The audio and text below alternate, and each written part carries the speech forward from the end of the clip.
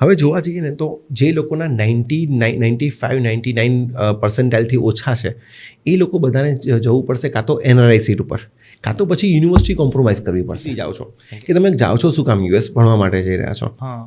મારું એવું માનવું છે જે વ્યક્તિ પોતાની સ્ટડી દરમિયાન પૂરતું 100% એની ઉપર વર્ક કરશે અને સ્ટડી સારી રીતે કરશે તો પછી ઇન્ડિયા રહેશે કે અબ્રોડ રહેશે કોઈ ફરક નહીં પડે એના માટે. મેં લાસ્ટ ટાઈમ એનો એડમિશન કે એક્સપેન્સ ગણો અને એક ફોરેન યુનિવર્સિટી અમેરિકાની એનો એડમિશન ને એક્સપેન્સ ગણો, આ બંને વચ્ચે ડિફરન્સ કેટલો હોઈ શકે?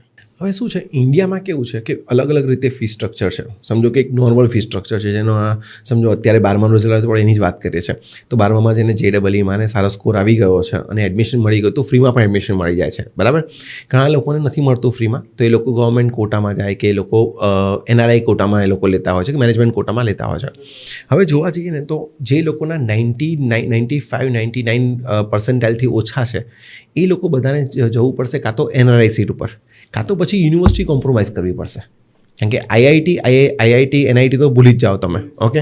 એના પછી આપણા ઇન્ડિયા અમુક ચલો ગુજરાતના જે ઇન્સ્ટિટ્યૂટ્સ છે એની વાત કરીએ આપણે લોકો તો એ બધા ઇન્સ્ટિટ્યૂટ્સમાં NRI કોટામાં સૌથી વધારે છોકરાઓ ભણતા હોય છે. એ લોકોની એક સેમેસ્ટરની ફી 3 લાખ રૂપિયા હોય છે NRI કોટા જોઈએ તો આપણે લોકો. એટલે આમાં થોડાક પૈસા ઉમેરો ને તો અમેરિકાની સ્ટેટ યુનિવર્સિટીમાં એડમિશન મળી જશે તમને.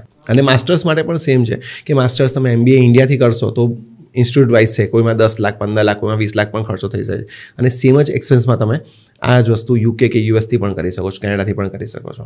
ઓકે, અચ્છા હવે એક મારો ફેવરેટ ક્વેશ્ચન પૂછું કે US ગયા ભણ્યા પછી શું ત્યાં સેટલ થવું જોઈએ પાછું ઇન્ડિયા આવવું જોઈએ? આ મારો પણ ફેવરેટ ક્વેશ્ચન છે. એટલે હું છે ને મારા બધા સ્ટુડન્ટ્સને એવું સમજાવું છું કે તમે છે ને પહેલાં તો તમારો એમ છે ને ચૂકી જાઓ છો કે તમે જાઓ છો શું કામ US ભણવા માટે જઈ રહ્યા છો. મારું એવું માનવું છે જે વ્યક્તિ પોતાની સ્ટડી દરમિયાન પૂરતું 100% એની ઉપર વર્ક કરશે અને સ્ટડી સારી રીતે કરશે તો પછી ઇન્ડિયા રહેશે કે અબ્રોડ રહેશે કોઈ ફરક નહીં પડે એના માટે.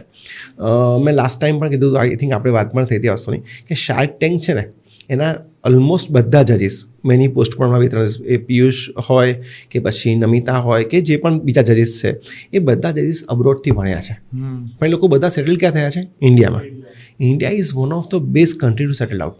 ઇન્ડિયા જેટલી સારી કન્ટ્રી કદાચ હું 20-25 કન્ટ્રી ફરેલો છું, મને ઇન્ડિયામાં જેટલી શાંતિ લાગે છે, ઇન્ડિયામાં જેટલી મજા આવે છે એટલી ક્યાંય પણ નહીં આવે તમને.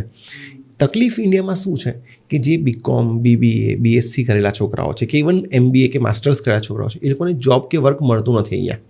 એટલે એ લોકોએ શું કરવું જોઈએ કે અબ્રોડ જાય, ભણે, શીખે, કંઈક નવી વસ્તુ લાવે અને અહીંયા ઇન્ડિયામાં એ વસ્તુ યુઝ કરે જેથી કરીને દેશ પણ આગળ વધે અને એ લોકો પણ આગળ વધે. એક્ઝેક્ટલી.